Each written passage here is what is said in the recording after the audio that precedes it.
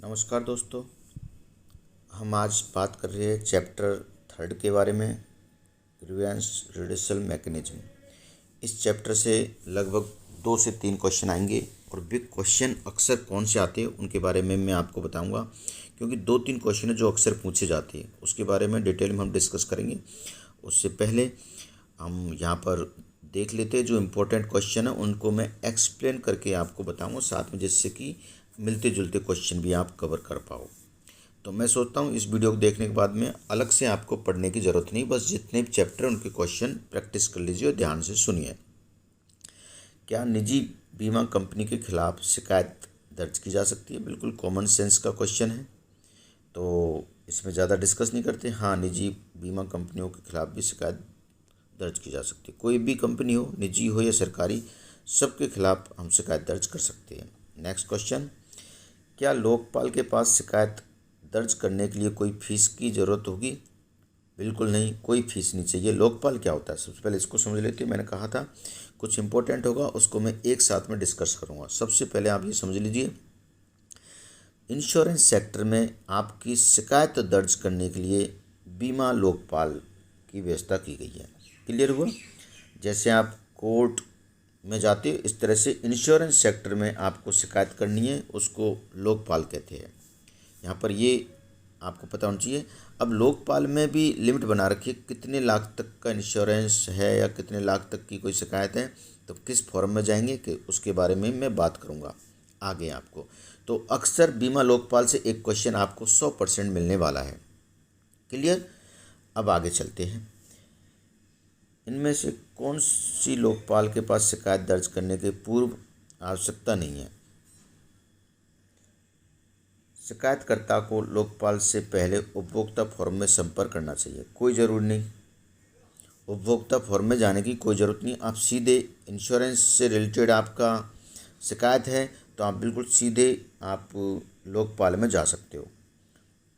जबकि ये तीनों चारों आंसर हैं, इनको भी आप देख लिए क्योंकि ये इम्पोर्टेंट है। शिकायत व्यक्तिगत लाइन बीमा के बारे में किसी व्यक्ति द्वारा की जानी चाहिए? बिल्कुल कर सकते हो। शिकायत बीमा कंपनी द्वारा शिकायत खारिज किए जाने के 1 वर्ष के अंदर दर्ज कराई जा सकती है? बिल्कुल सही है ये कथन भी। तो देखो, ये क्वेश्चन अलग तरह से भी पूछा जा सकता है। कुल राहत की मांग 20 लाख के भीतर होनी चाहिए? बिल्कुल, कितनी भी हो सकती है। तो ये आपका आंसर है यहाँ पर। तो अब यदि आप इंश्योरेंस कस्टमर केयर में पहली बार आए हो तो सब्सक्राइब करना बिल्कुल नहीं भूलना है, और इंश्योरेंस से रिलेटेड आप प्रोडक्ट नॉलेज के लिए यहाँ पर वीडियो देख सकते हो। जितने भी प्रोडक्ट हैं आपको समझ जाएंगे, आप एग्ज़ाम पास करके यहाँ पर आ सकते हो। एक बीमा लोकपाल से संपर्क करने की समय सीमा क्या हो सकती है? बीमा कंपनी द्वारा शिकायत की अस्वीकृत के 1 साल के अंदर। ये बहुत इंपॉर्टेंट है, इसको आप रट लीजिए क्योंकि फैक्चुअल है, इसमें समझना कुछ नहीं है। यदि आपकी कंपनी, इंश्योरेंस कंपनी, वो LIC, HDFC, ICICI कोई भी हो सकती है, वो आपकी शिकायत को खारिज कर देते हैं, तो उसके बाद आप बीमा लोकपाल में अपनी शिकायत लेके जा सकते हो, और वो कितने दिन के अंदर? 1 वर्ष के अंदर अंदर। क्लियर हुई बात? तो यहाँ पर 2 चीज़ें होगी, एक बीमा लोकपाल क्या है, और बीमा लोकपाल में शिकायत आप कितने दिन के अंदर ले जा सकते हो? 1 साल के अंदर। अब हम इसकी लिमिट के बारे में भी क्वेश्चन देखेंगे, उसके बाद मैं उसी टाइम आपको डिस्कस कर दूंगा। इनमें से कौन सा कथन बीमा लोकपाल के क्षेत्राधिकार के संबंध में सही है? बीमा लोकपाल का राष्ट्रीय अधिकार क्षेत्र है, राष्ट्रीय भी है, राज्य स्तरीय भी है, जिला स्तरीय भी है, लेकिन यहाँ पे बीमा लोकपाल केवल निर्दिष्ट क्षेत्रीय सीमाओं के भीतर काम करता है।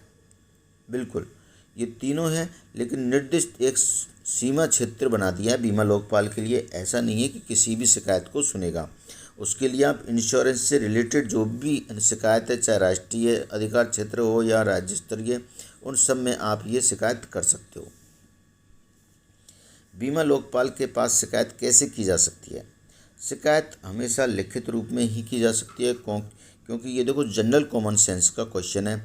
फ़ोन पर या मौखिक रूप पर, मौखिक से या अखबार में देके आपको शिकायत करने से आपकी समस्या सॉल्व नहीं होगी। आप लिखित में बीमा लोकपाल में शिकायत अपनी दोगे तो आपकी समस्या का समाधान किया जाएगा।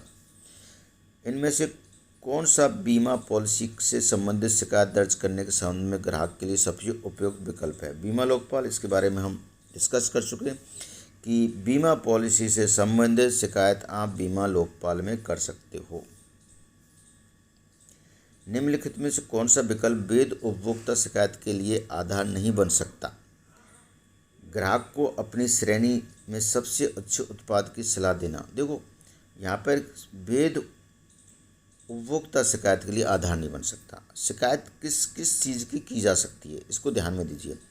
उत्पाद की एमआरपी से अधिक यदि दुकानदार आपसे पैसा ले रहा है तो बिल्कुल उसकी शिकायत की जा सकती है। ग्राहक को अपनी श्रेणी में सबसे अच्छे उत्पाद की सलाह देने वाला दुकानदार नहीं, देखो वो इसमें बाध्य नहीं है कि ग्राहक को अच्छे उत्पाद की सलाह नहीं दे रहा है या दे रहा है तो इसकी शिकायत करे।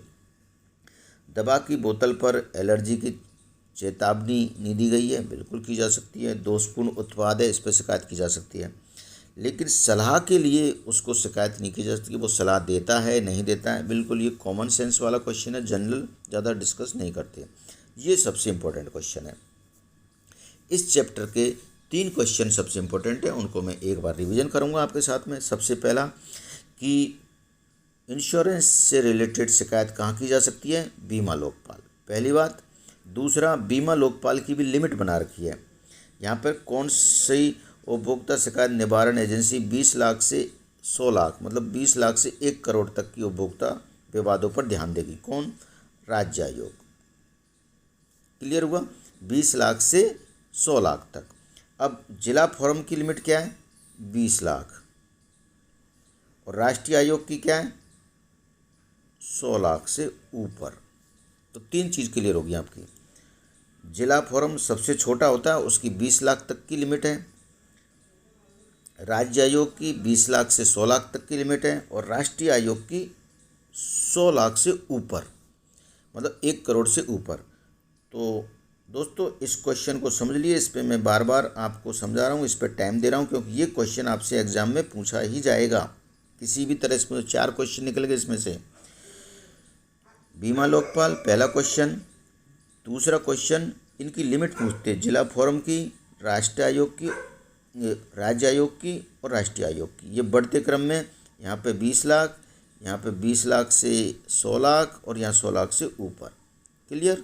ये शिकायत दर्ज करने की इनकी लिमिट है।